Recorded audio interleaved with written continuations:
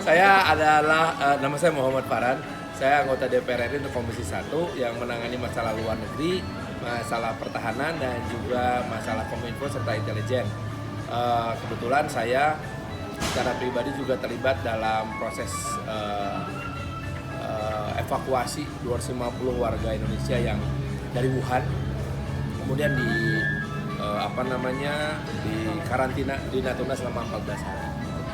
Nah, dari situ saya mengikuti terus perkembangan karena salah satu isu terpenting dari masalah Kementerian Luar Negeri atau Politik Luar Negeri Indonesia adalah perlindungan warga negara dan badan hukum Indonesia. Buat kami di DPR RI, diplomasi utama adalah diplomasi yang bertujuan untuk melindungi warga negara Indonesia dan badan hukum Indonesia.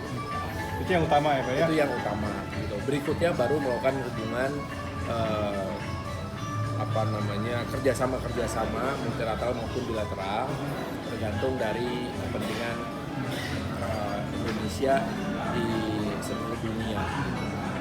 Jadi, terus kemarin kita kan ngobrol dengan Dikbud Pariwisata Disparbud Provinsi Jawa Barat. Yang di sini tentu mereka mengenai bagaimana atau publikasi kita terhadap asing atau turis asing yang datang di sini. Nah, bagaimana itu Departemen Kesehatan atau Departemen Penerangan yang memberikan penerangan ke wisatawan atau kita pun sebagai RWP berdomisili di Washington DC ya, kita siap juga nih bantu untuk menyebarkan daripada kita menyebarkan hoax ya. Iya. Mendingan kita menyebarkan yang positif gitu loh. Iya. Apa Indonesia menangani untuk wisatawannya begitu. Kita kasih fakta dulu ya. Fast fact, sampai dengan hari ini tanggal 9 Maret 2020 sudah ada 6 kasus positif per hari ini ya. Ya, COVID-19 di Indonesia. Hampir semuanya ada di Jawa bagian barat. Oke. Ada beberapa suspek di Bali, ada beberapa suspek di Jawa Tengah, tapi sampai sekarang masih diikuti. Sampai sekarang kita tidak pernah bisa menjawab kenapa hanya ada 6 yang positif coronavirus ini di Indonesia. Apakah memang karena gini, kalau secara fasilitas untuk penanganan termasuk juga pemeriksaan semuanya sudah sangat lengkap di Indonesia ini kalau untuk virus dan penyakit menular lainnya. Tetapi bahwa memang di Indonesia mungkin memiliki daya tahan tersendiri baik secara alamiah maupun secara tubuh kita sudah sangat terbiasa, itu ya bisa jadi. Sampai sekarang belum ada penelitian yang menyatakan begitu. Tapi kita cukup confident untuk mengatakan bahwa sampai sejauh ini kita berhasil melakukan containment terhadap kemungkinan terjadinya outbreak yang lebih besar. Kita sudah punya pengalaman di 2 pulau yang kita bisa lakukan karantina, baik di Natuna yang di ujung terluar maupun yang di Pulau Seribu di mana sebagai tempat dekat, dan itu pun disupport oleh TNI dalam menyediakan alat transportasinya. Karena pada saat terjadi shifting atau pergeseran manusia ini juga harus sangat diperhatikan. Apakah menggunakan pesawat, apakah menggunakan bis, atau menggunakan kapal. Sampai sejauh ini ada 1 kapal rumah sakit yang memang dedicated dari TNI AL untuk mengangkut para warga negara Indonesia yang dievakuasi, yang kemudian dikarantina selama 14 hari. Kalau yang dari Wuhan udah pulang semua. Saya sudah ketemu juga dengan mereka datang ke kantor di DPR RI. Alhamdulillah sehat, cuman memang sayangnya mereka jadi kelanjutan studi dan pekerjaannya di Tiongkok tertunda semua.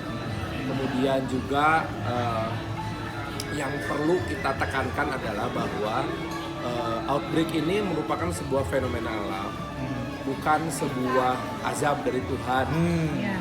Ya, karena kalau hati-hati kita menyikapi hal itu. Karena kalau kita menganggap ini azab, nanti semua orang yang kena kita anggap berdosa. Walau-walam ya. Manusia berdosa Iya. ya. Walau-walam itu ya. Who are we to judge itu mah? Iya. Ya itu mah. Terlalu jauh. Wewenang Allah Subhanahu wa taala, Iya. bukan wewenang kita. Kita hanya perlu berusaha untuk mencegah. Iya. Begitulah kira-kira bahwa memang sekarang ini turis dari luar atau traveler dari luar Indonesia perlu sangat berhati-hati karena apa? Tidak hanya kita sebagai negara penerima, negara-negara transit maupun negara asal juga harus memperhatikan si pergeseran manusia ini. Iya. Karena juga di tempat transit kita bisa berbahaya. Bisa kena ya. Termasuk juga kegiatan kita selama di Indonesia ini menjadi sangat penting. Kan 2 kasus positif pertama itu terjadi di sebuah klub dansa. Bukan klub dansa ajojing disco malam-malam pada mabuk, enggak ya.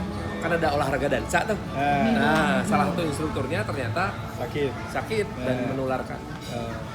Terus harapan Pak Farhan untuk kita yang di USA atau yang di Washington DC, apa nih yang bisa kita bantu untuk outbreak ini ya, untuk Indonesia ya? Campaign kita. Mungkin bisa kecil, bisa besar gitu. Yang paling penting adalah kita berbagi informasi yang sudah terkonfirmasi dan sudah diverifikasi dari berbagai macam sumber yang terpercaya. Ya. Nah, kalau kami menyebutnya sebagai diseminasi informasi, jadi adalah informasi yang tidak hanya benar, tetapi juga mendorong kita untuk mau melakukan perbuatan yang baik. Diseminasi informasi itu. Jadi informasi yang memberikan motivasi ini kita harapkan bisa membuat semua orang tenang. Iya. Tapi bukan berarti kita tidak realistis. Sadarilah bahwa dampak dari virus corona ini terhadap ekonomi dan sosial itu akan lumayan besar. Besar ya dampaknya. Ya, ekonomi now is in crisis gitu.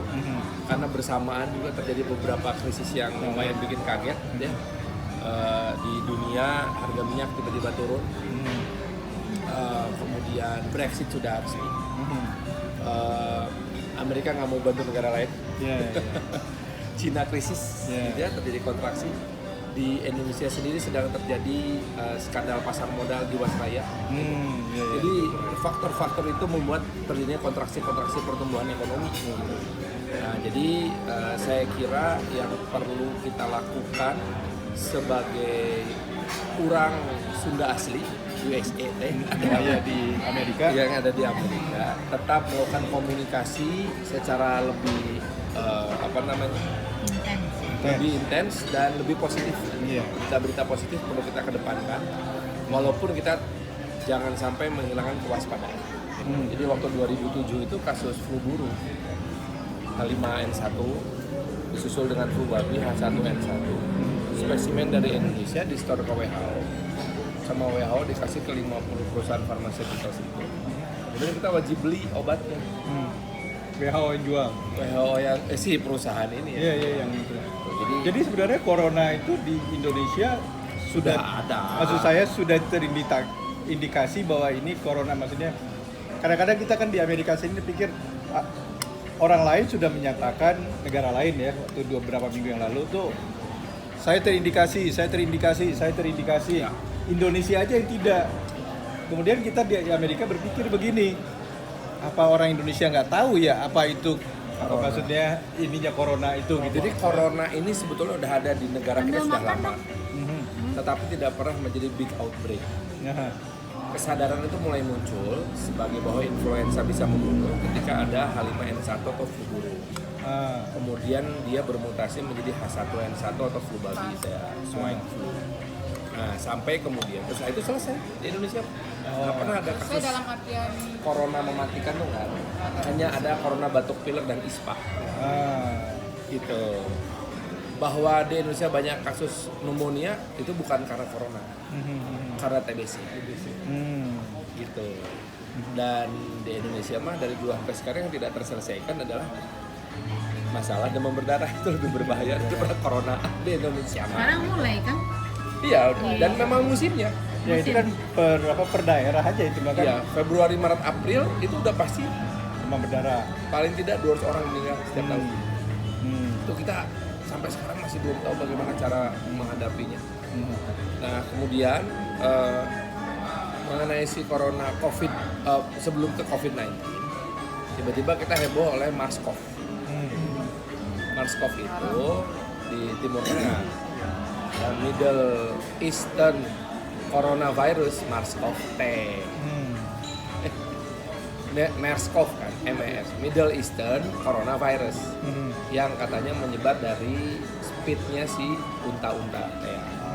Makanya kalau kita mau ke Timur Tengah untuk naik haji dan umroh harus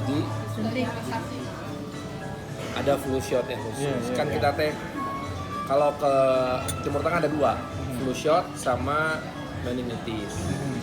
Kalau kita ke Afrika demam kuning, Amerika Selatan apalagi saya lupa. Waktu saya kesini saya pergi ke dokter dulu. Ya. Dokter di sana Kaiser Permante ya. Ya. Itu dia suruh saya ke nurse travel katanya.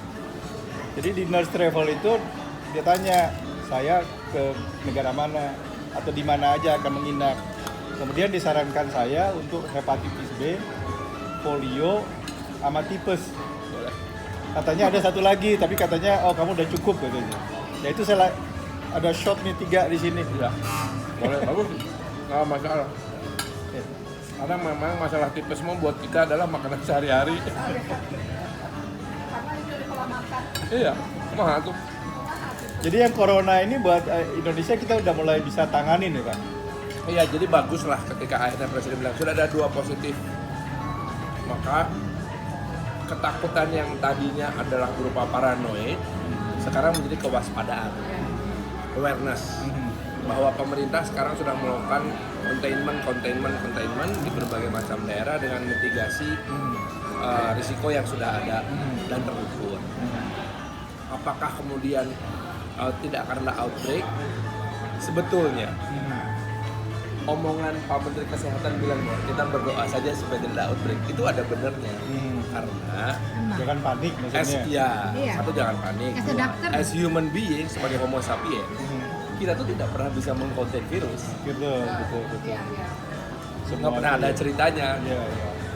Jadi yang diobatin itu bukan virusnya, yang diobatin gejalanya, demamnya, pileknya, batuknya, jangan sampai terkena pneumonia. Kalau sudah kena pneumonia, udah lain lagi treatmentnya. Gitu lah. Kira-kira gitu aja deh.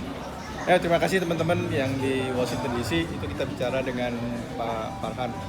Ya, terima kasih RWP USA.